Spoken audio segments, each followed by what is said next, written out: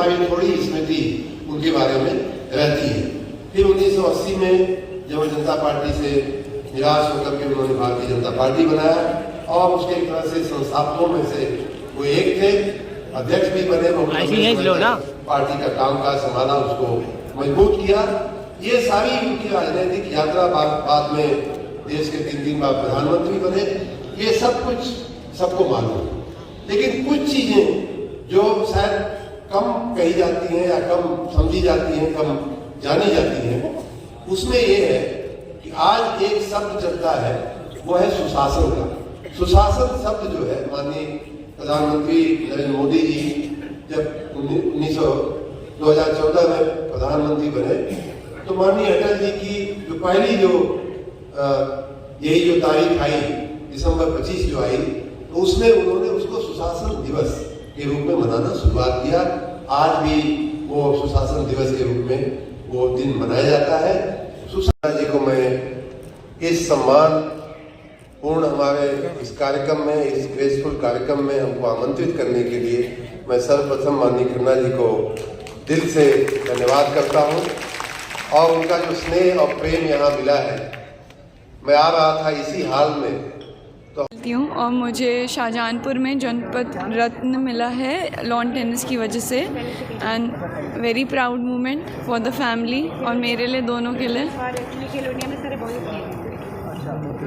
इतनी कम उम्र में आपको जो अवार्ड मिला है उसको लेकर क्या कुछ आगे कैसा फील कर रही हैं? जनपद शाहजहांपुर बड़ी बड़ी हस्तियों को मिला है, इस मंच से राज्यपाल जैसे लोगों को मिला है, आप आज कैसा महसूस कर रहे हैं उसको? अच्छा फील हो रहा है, बट लेकिन मेहनत भी बहुत थी इसके पीछे और अभी भी करनी है। अभी तो कुछ नहीं, बस अभी ऑन द वे है, पूरा मेहनत करते रहना और अचीव करना है। चल रही है वर्तमान में, क्या उसको आगे बढ़ाया जाएगा? आपका मंत्रालय बहुत महत्वपूर्ण मंत्रालय नगर विकास है, तो आपके नगर विकास मंत्रालय का जीरो उत्सर्जन को लेकर पूरे उत्तर प्रदेश में क्या भूमिका रहने वाली है? जीरो उत्सर्जन अगर आप ऊर्जा की दृष्टि से पूछ रहे हैं, कार्बन की दृष्टि से पूछ रहे हैं, तो हमारा नेट जीरो का लक्ष्य है जो माननीय प्रधानमंत्री जी ने पूरे देश को 2047 तक का दिया हुआ है। उसमें हम लोग उत्तर प्रदेश में रिन्यूएबल एनर्जी के मार्फत एनर्जी का मिक्स बढ़ाने का, सोलर एनर्जी का, बायोफ्यूल का, इन सब की हमारी पिछली साल पॉलिसी हम लेकर के आए थे। 1 साल हो गया उस पॉलिसी को आए हुए, और उसके तहत हमारा हज़ारों करोड़ रुपए का, लाखों करोड़ रुपए का बल्कि इन्वेस्टमेंट हुआ है। और इस समय लगभग 7000 मेगावाट सोलर एनर्जी पैदा करने की हम लोग पाइपलाइन में है। हमारी योजनाएं धरातल पे उतर रही हैं। साथ ही बायोफ्यूल की बहुत सारी योजनाएं धरातल पे उतर रही हैं। हमने रूफटॉप सोलर का भी इंतजाम करके रखा है, लोगों को हम उसकी सहायता दे रहे हैं, सब्सिडी दे रहे हैं। लगभग 300 मेगावाट से ऊपर रूफटॉप सोलर भी हमारा लग चुका है। किसानों को के पंपों को हम सोलराइज करने की दिशा में आगे बढ़ रहे हैं। और साथ में जो सौर ऊर्जा उत्पादित होती है दिन में, शायद कई बार ऐसा होता है कि दिन में उसकी खपत नहीं हो पाती है, तो उसका स्टोरेज कहाँ किया जाए, उसके लिए पंप स्टोरेज की प्रोजेक्ट्स को भी हमने मंजूरी दिया है। लगभग 12000 मेगावाट की पंप स्टोरेज की प्रोजेक्ट भी हमारे यहाँ लग रही हैं। तो इस प्रकार हम नेट जीरो इमिशन जिसको कहते हैं, जिसकी आप बात कर रहे हैं, उसकी दिशा में हम आगे बढ़ रहे हैं।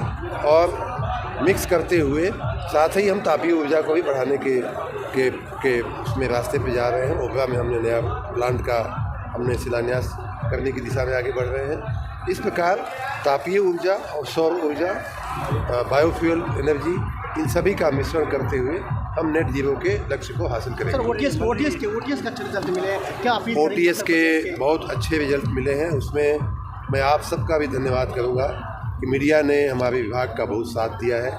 जन जन तक इस योजना को पहुंचाने के लिए हमारा बहुत सहयोग किया है। अभी भी 8 दिन जो बचे हैं, 31 दिसंबर तक ये योजना है।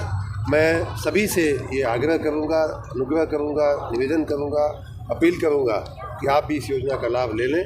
लगभग 38 लाख लोगों ने इस योजना का अभी तक लाभ लिया है। उनको लगभग 1600 करोड़ रुपए की छूट मिली है और साथ ही लगभग 4000 करोड़ रुपए का राजस्व हमारे विभाग को मिला है। इसमें भी किसानों के लिए, छोटे घरेलू उपभोक्ताओं के लिए और ऐसे उपभोक्ताओं के लिए जिनके ऊपर मुकदमे हुए पड़े हैं, FIR हुआ पड़ा है, उनके लिए योजना विशेष रूप से लाभकारी है। मैं अपील करूंगा कि सभी लोग इसका लाभ लें। संसाधन मुहैया कराया। शाहजहाँपुर में माननीय वित्त मंत्री आदरणीय सुरेश खन्ना जी के आमंत्रण पर मुझे यहाँ आने का अवसर मिला। उनके सहित सभी ज़िले के जनप्रतिनिधियों का, माननीय सांसदगण का, माननीय विधायकगण का, उनका स्वयं का मुझे बहुत स्नेह मिला, जनता का बहुत स्नेह मिला। उसके लिए मैं बहुत ही धन्यवाद करता हूँ।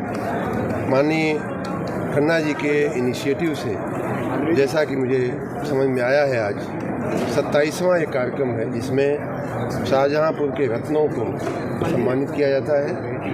इस बार एक महिका खन्ना जी को सम्मानित किया गया है, जिनको जो बहुत ही अभी युवा खिलाड़ी हैं, अभी 2007 की जन्मी हुई हैं, 16 साल 17 साल भी अभी उनको पूरा नहीं हुआ है, फिर भी उन्होंने प्रदेश स्तर पे, राष्ट्रीय स्तर पे अपनी पहचान बनाई है। मैं उनके उज्जवल भविष्य की कामना करता हूं और इस प्रकार के रत्नों को सम्मानित करने की जो परंपरा माननीय खन्ना जी ने डाली है, उसके लिए मैं उनको बहुत ही साधुवाद देता हूं, बहुत बहुत अभिनंदन करता हूं। उनकी कमेटी के लोगों को भी अभिनंदन करता हूं और यहाँ की जनता को भी अभिनंदन करता हूं कि माननीय खन्ना जी के ऐसे दूरदृष्टि वाले कार्यों को पहचानते हुए माननीय खन्ना जी को 8वीं 9वीं बार जो है विधायक चुना गया है यहाँ से।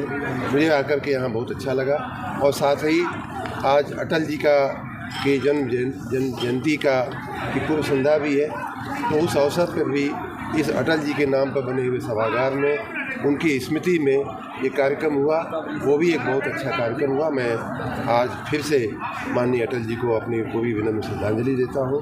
ईश्वर उनकी आत्मा को शांति दे, इसके लिए प्रार्थना भी करता हूँ और माननीय खन्ना जी सहित सभी आयोजकों का बहुत बहुत धन्यवाद। राजनीतिक उनसे कांग्रेस ने कल जो है वो फेरबदल किया है। सोनिया और प्रियंका गांधी और राहुल गांधी उत्तर प्रदेश से एक तरीके से भाग रहे हैं कि क्या लगता है आपको? जनता ने उनको रिजेक्ट कर दिया है, तो कहीं भी भाग के जाएंगे वहाँ वो रिजेक्ट ही होंगे। जब माल खराब है तो बाज़ार से क्या होना, बाज़ार बदलने से कोई फर्क नहीं पड़ने।